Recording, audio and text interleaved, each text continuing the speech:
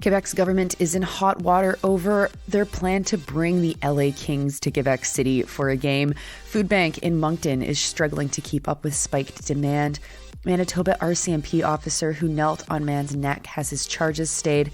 CRA finally identifies some fraud in the $100 billion Canada Emergency Wage Subsidy. And the UN says that the civilian death toll in Ukraine has surpassed 10,000 people. Good morning. It's Wednesday, November 22nd. I'm Nora, and here are your headlines.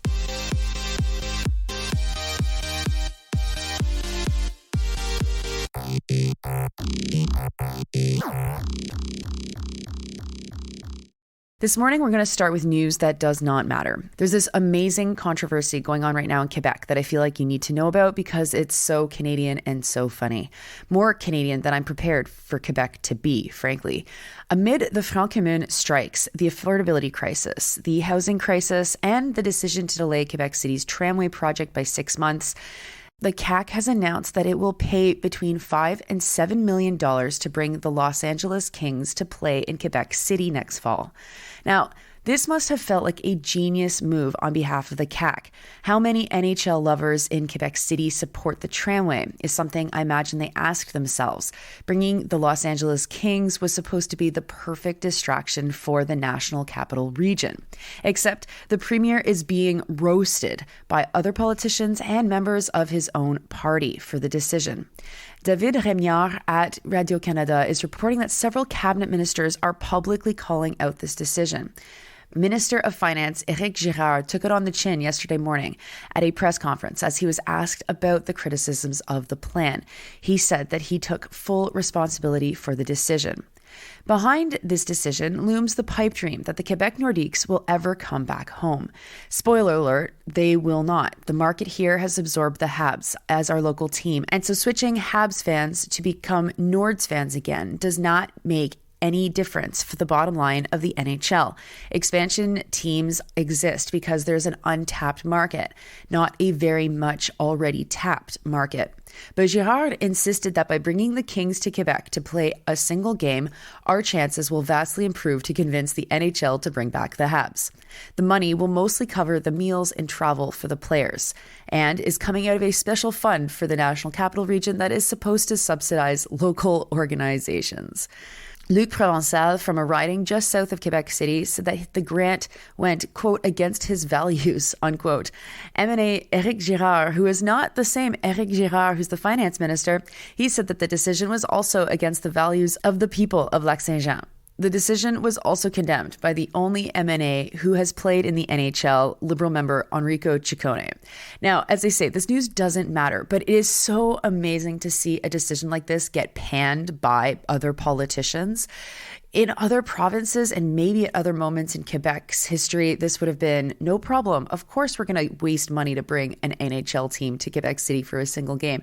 But because of the political climate right now, this actually could really harm the CAQ. A poll came out this morning that showed that the Parti Québécois is now leading in the province in polls. That is a party that only has 4 seats. Next, more food bank news, this time from New Brunswick. Moncton's only food bank is struggling to meet the demand that they're seeing. They have about 200 appointments per day, and people are leaving with less food than they used to leave with. If you multiply 200 appointments over a year's worth of work days, that totals 52,000 visits, which is a stunning number considering that the city of Moncton has a population of 85,000 people. The food bank requires anyone who needs to visit the facility more than once per month to register, including telling the food bank some of their financial information, reports Global News' Suzanne Lapointe. The applications are putting tremendous strain on the workers at the food bank. They're seeing an increase in people with full-time jobs, international students, and seniors, all groups who have not normally relied on the food bank before. Next, a Manitoba RCMP officer has had his charges stayed by the province's police watchdog.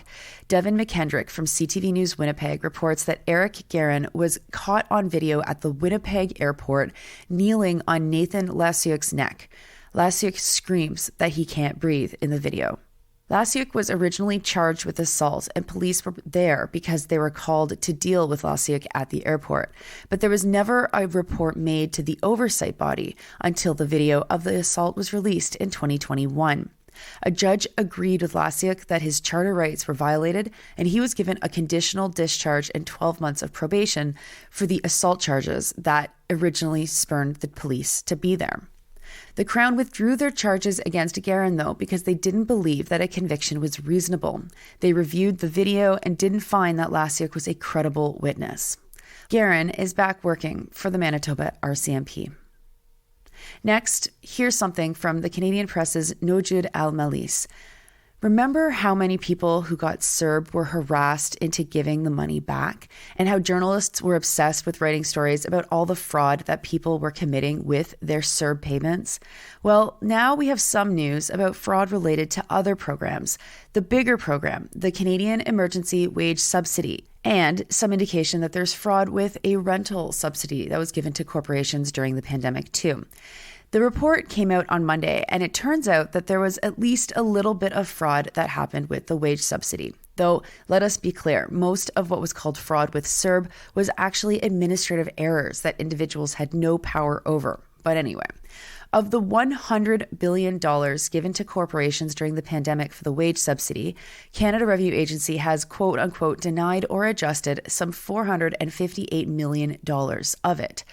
That's a drop in the bucket of $100 billion, but still. In stark contrast to how journalists wrote about the CERB, get a load of this line. Quote, Monday's report finds that the majority of employers that received the wage subsidy were highly compliant. Most claim adjustments were related to calculation errors and a lack of documentation rather than ineligibility, unquote. That is not how journalists wrote about people who were forced to pay back CERB for whatever reason. I have a whole chapter on this in my book, and it's stunning how much CERB recipients were demonized. Interestingly, the biggest set of problems that they did find were related to businesses that had a third party fill out their applications for them. 85% of the audits of claims made by third parties were either reduced or denied. These were mostly made by the smallest businesses and often saw people knowingly make inaccurate claims. So, straight up fraud. But because businesses are virtuous in Canada while individuals are greedy, of course, benefits of the doubt would be extended to businesses, while the whole articles written about CERB fraud dominated the news of that program from pretty much day one. People matter most in Canada if they're incorporated.